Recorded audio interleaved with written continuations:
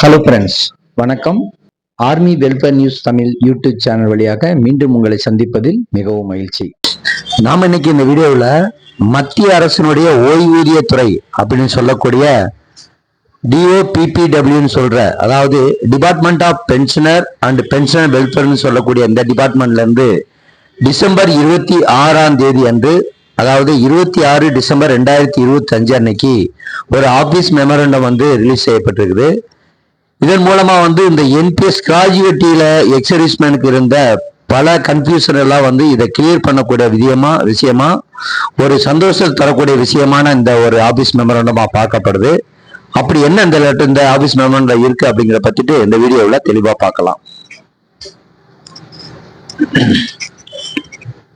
NPS அப்படின்னு சொல்லக்கூடிய national pension system, அதாவது அமெண்ட்மெண்ட் ரூல்ஸ் 2021 ரூல் 4(7) கீழே இதுக்கு முன்னாடி இருந்த கவர்மெண்ட் சேவைக்கான கிராஜுவேட்டியோடைய புதிய சர்வீஸ்ல கழிக்கப்படுவதா சொல்லி பல்வேறு கேள்விகளை எழுப்பியிருந்தாங்க. அதாவது department of pensioner and pensioner welfare இதற்கு ஒரு விரிவான விளக்கத்தை அளிச்சு 11/11/2025 ஆதரவுடன் ஒரு ஆபீசர் மெமரண்டத்தை வெளியிட்டது. அதுல என்னென்ன முக்கியமான அமைச்சர் விளக்கங்கள் இருந்தது அப்படிங்கிறத பார்க்கலாம். முந்தைய அரசு சேவை கிராஜுவேட்டி அப்படிங்கிற தலைப்புல முந்தைய சேவைக்கான கிராஜுவேட்டியை புதிய சேவை கிராஜுவேட்டி கணக்கில் கழிக்க தேவையில்லை அப்படின்னு சொல்லியிருக்காங்க. அதாவது இதுக்கு முன்னாடி என்ன பண்ணியிருந்தாங்கன்னா, ஒரு ஆர்மியில சர்வீஸ் பண்ணிட்டு கிராஜுவேட்டி வாங்கிட்டு வந்திருக்காங்க அப்படின்னா, ரெண்டாவது அவங்க சிவில்ல எம்ப்ளாயி சேர்ந்து இருக்கும் போது அவங்க எவ்வளவு வாங்கியிருந்தாங்க அப்படிங்கிற பார்த்துட்டு அதிகபட்ச தொகையா 25 லட்சம் அப்படின்னு பிக்ஸ் பண்ணியிருந்தாங்க.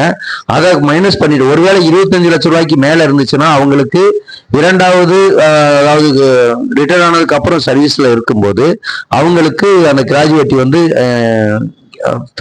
பெனிஃபிட் இல்லாமையே இருந்தது. அதுல இல்ல அப்படின்னா ஒருவேளை அவங்க இந்த மாதிரி 20 லேக் அந்த மாதிரி வாங்கியிருந்தாங்கன்னா ரிமைனிங் 25 லேக்ல எவ்வளவு ரிமைனிங் இருக்கோ அது மட்டுமே அவங்க வாங்கக்கூடிய ஒரு சூழ்நிலை இருந்தது. இப்போ அந்த மாதிரி அதை மைனஸ் பண்ண தேவையில்லை அப்படின்னு சொல்லியிருக்கிறாங்க. ராணுவம் பாதுகாப்பு சேவை, அதாவது டிஃபென்ஸ் சர்வீசஸ் ரெகுலேஷன் அல்லது மிலிட்டரி சர்வீஸின் கீழ் கிராஜுவேட்டி சிவில் சேவை கிராஜுவேட்டி பாதிக்காது. இது தனித்தனியா பச்சான். அதாவது ஆர்மில இருந்து நீங்க கிராஜுவேட்டி வாங்கியிருக்கீங்க அப்படின்னா அதை செப்பரேட்டா கால்குலேஷன் பண்ணிக்கிறணும். அதே மாதிரி சிவில்ல நீங்க அதை ஆஃப்டர் ரிட்டையர்மெண்ட் இங்க சர்வீஸ் பண்ணீங்கன்னா அது அதை செப்பரேட்டா கால்குலேஷன் பண்ணணும். உதாரணமா ஒரு கிராஜுவேட்டோடைய மேக்சிமம் லிமிட் 25 லேக் அப்படின்னு எடுத்துக்கிட்டா, நீங்க ஒருவேளை ரிட்டையர்மெண்ட் ஆகும்போது 25 லேக் வாங்கிட்டு வந்திருந்தீங்கன்னா அது ஆர்மியில சர்வீஸ்ல இருந்ததுக்காக கிடைச்ச கிராஜுவேட்டி அப்படின்னு எடுத்துக்கணும். இங்க நீங்க அதுக்கப்புறம் ஆஃப்டர் ரிட்டையர்மெண்ட் நீங்க ஒரு கவர்மெண்ட் ஜாப்ல இல்லாட்டி பப்ளிக் செக்டர் யூனிட் பிஎஸ்சின்னு சொல்லக்கூடியதுல நீங்க ஜாயின் பண்ணீங்கன்னா அதுல கிடைக்கிற கிராஜுவேட்டியை செப்பரேட்டா தான் கால்குலேஷன் பண்ணணும். ரெண்டையும் மெர்ஜ் பண்ணக்கூடாது அப்படிங்கறது இந்த ஆபீஸ் மெமரண்டம்ல கிளியரா தெரியப்பட்டு இருக்குது. ராணுவ ஓய்வு பிறகு மினிஸ்ட்ரி ஆஃப் பினான்ஸ் டிபார்ட்மெண்டில் சேர்ந்தால் இரு கிராஜுவேட்டும் தனித்தனியாக வழங்கப்படும். இதே பாயிண்ட் தான். ஒருவேளை ரிட்டையர்மெண்ட் ஆனதுக்கு அப்புறமும் நீங்க திரும்ப ஒரு கவர்மெண்ட் ஒரு ஜாப்ல போய் ஜாயின் பண்ணீங்கன்னா ஆர்மில இருந்து கிராஜுவேட்டி வாங்கினதும் உங்களுக்கு எலிஜிபிள் இருக்கும். அதே மாதிரி சிவில்ல வந்ததுக்கு தனியா செப்பரேட்டா தான் கால்குலேஷன் பண்ணும் அப்படின்றதுதான் சொல்லியிருக்காங்க. அதுல பப்ளிக் செக்டர் யூனிட் அட்டானமஸ் பாடியா இருந்துச்சுன்னா அரசு அல்லாத பப்ளிக் செக்டர் யூனிட் இல்லாட்டி அட்டானமஸ் பாடியில சேவை செய்து அரசு பணிக்கு வந்தால் இரண்டும் கிடைக்கும். ஆனால் மொத்தம் 25 லட்சம் வரம்பை மீறக்கூடாதுன்னு சொல்லியிருக்காங்க. இது ஃபுல் எக்ஸாம்ஷன் யாருக்கு கொடுத்துருக்காங்கன்னா ஆர்மியில இருந்து வந்தவங்களுக்கு மட்டும்தான் அந்த 25 லேக்ங்கிறத கணக்குல எடுக்க தேவையில்லை. ஆர்மி செப்பரேட்டாகவும் சிவில் ஆஃப்டர் ரிட்டையர்மெண்ட் ஜாயின் பண்ணதை அதை செப்பரேட்டாகவும் கால்குலேஷன் பண்ணலாம் அப்படிங்கிறது எக்ஸர்வீஸ்மேன், அதாவது ஆர்மியை சேர்ந்தவங்க, ஏர்போர்ட்ஸ், நேவி அந்த முப்படையை சேர்ந்தவங்களுக்கும் ஒரு சந்தோஷத்தை கொடுக்கக்கூடிய விஷயம் தான். அதே சமயம் நீங்க ஆர்மி இல்லாத ஒரு பப்ளிக் செக்டார் யூனிட்ல நீங்க சர்வீஸ் முடிச்சுட்டு கிராஜுவேட்டி வாங்கியிருந்தீங்க அப்படின்னா அதன் பிறகு ரிட்டையர்மெண்ட்டுக்கு அப்புறம் திரும்ப ஏதாவது ஒரு கவர்மெண்ட் ஜாப்ல சேர்ந்தீங்கன்னா அந்த முன்னாடி எவ்வளவு நீங்க கிராஜுவேட்டி வாங்கியிருக்கீங்க அப்படிங்கிறத கணக்கில் கொள்ளப்படும். அதாவது பப்ளிக் செக்டார் யூனிட்ல இருந்து நீங்க கிராஜுவேட்டியா ஒரு 20 லேக் வாங்கிருந்தீங்க அப்படின்னா அதுக்கப்புறம் நீங்க ஒரு சர்வீஸ்ல ஜாயின் பண்றீங்க, கவர்மெண்ட் ஜாப்லயே ஜாயின் பண்ணீங்கன்னா அங்க உங்களுக்கு மேக்சிமம் உங்களுக்கு கிராஜுவேட்டி கிடைக்க கிடைக்கக்கூடிய அமௌண்ட் 5 லேக்கா தான் இருக்கும்.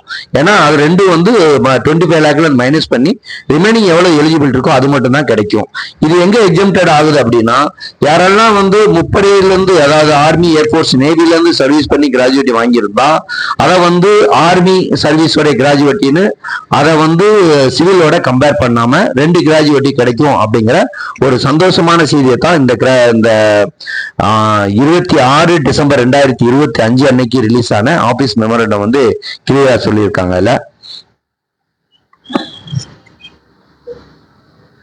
கூடவே வந்து சிசிஎஸ் பென்ஷன் ரூல்ஸ், இது சிசிஎஸ் பென்ஷன் ரூல்ஸ் 2021 மற்றும் என்பிஎஸ் ரூல்ஸுக்கும் பொருந்தும் அப்படின்னு சொல்லியிருக்காங்க. பொதுவாக ராணுவ வீரர்களுக்கு இதனால என்ன பயன் அப்படின்னு கேட்டீங்கன்னா, சிஆர்பிஎஃப்லயோ இல்ல இந்திய ராணுவ வீரர்கள் ஓய்வுக்கு பின்னாடி சிவில்ல வந்து கவர்மெண்ட் ஜாப்ல வந்து சேர்ந்தா, டிஃபென்ஸா இருக்கலாம் இல்ல டிஃபென்ஸ் சிவிலியன் சொல்லலாம், அந்த மாதிரி இருக்கிறவங்க ஆர்மில இருந்து ரிட்டையர் ஆகும்போது 25 லேக் வரைக்கும் கிராஜுவேட்டி வாங்கியிருந்தாலும் பிளஸ் சிவிலுடைய கிராஜுவேட்டி தனியாகவும் கிடைக்கும் அப்படிங்கிற ஒரு சந்தோஷமான செய்தி தான் இந்த ஆபீஸ் மெமரண்டம் மூலமா தெரிய வருது. உள்ளபடியே இது ரொம்ப ஒரு சந்தோஷமான செய்தி தான். ஏன்னா இது வரைக்கும் அது கூடவே இந்த ஆபீஸ் மெமரண்டத்துல என்ன போட்டிருக்காங்கன்னா, இதை உடனடியாக நடைமுறைக்கு கொண்டு வரப்பட வேண்டும் அப்படிங்கிற ஒரு தெளிவான அறிவிப்பும் இந்த ஆபீஸ் மெமரண்டத்துல இடம்பெற்றிருக்கிறது கூடுதல் சிறப்பு அப்படிங்கறதான் பார்க்கப்படுது. ஏன்னா இதுக்கு பத்தி ஏதாவது சந்தேகங்கள், எந்த டிபார்ட்மெண்ட்டுக்காக சந்தேகம் இருந்தாச்சுன்னா நீங்க டைரக்டா வந்து எம்ஓடி, அந்த டிபார்ட்மெண்ட் ஆஃப் பென்ஷன் வெல்ஃபேர் டிபார்ட்மெண்ட்டுக்கு நீங்க லெட்டர் மூலமா கேட்டு சந்தேகத்தை தீர்த்துக்கலாம் அப்படிங்கிற ஒரு தெளிவான விளக்கமும் இதன் மூலமா தெரியப்படுத்தியிருக்கு அப்படிங்கிறத நம்ம பார்க்கணும். ஏன்னா இது வரைக்கும் ரிட்டையர்மெண்ட் ஆனதுக்கு அப்புறம் கவர்மெண்ட்ல இருக்கவங்களுக்கு கிராஜுவேட்டி வந்து வாங்க முடியாத அல்லது குறைவான கிராஜுவேட்டி மட்டுமே வாங்கக்கூடிய ஒரு சூழ்நிலை இருந்தது அப்படிங்கிறத நம்ம பார்க்கிறோம். இப்போ இந்த ஆபீஸ் ஓஎம், அதாவது ஆபீஸ் மெமரண்டம் மூலமா அந்த கன்ஃபியூஷன் எல்லாம் தீர்க்கப்பட்டிருக்குது. இது உள்ளபடியே முன்னாள் முப்படை வீரர்களுக்கு ஒரு மகிழ்ச்சியான ஒரு ஆபீஸ் மெமரண்டமாக பார்க்கப்படுது. இத மற்ற முன்னாள் படை வீரர்களுக்கும் ஷேர் பண்ணுங்க, அவங்களுக்கும் இது பயனுள்ள ஒரு செய்தியா இருக்கும்னு நினைக்கிறோம். மற்றும் உங்களுடைய சந்தேகங்கள் ஏதாவது இருந்துச்சுன்னா எங்களுக்கு இந்த வீடியோ கமெண்ட்ஸ் மூலமாகவும் தெரியப்படுத்துங்க. கண்டிப்பா அதுக்குண்டான விளக்கங்களை நாங்க தெரியப்படுத்துறோம் அப்படின்னு சொல்லிட்டு வீடியோவை இத்துடன் நிறைவு செய்கிறோம். நன்றி, வணக்கம், ஜெய்ஹிந்த்.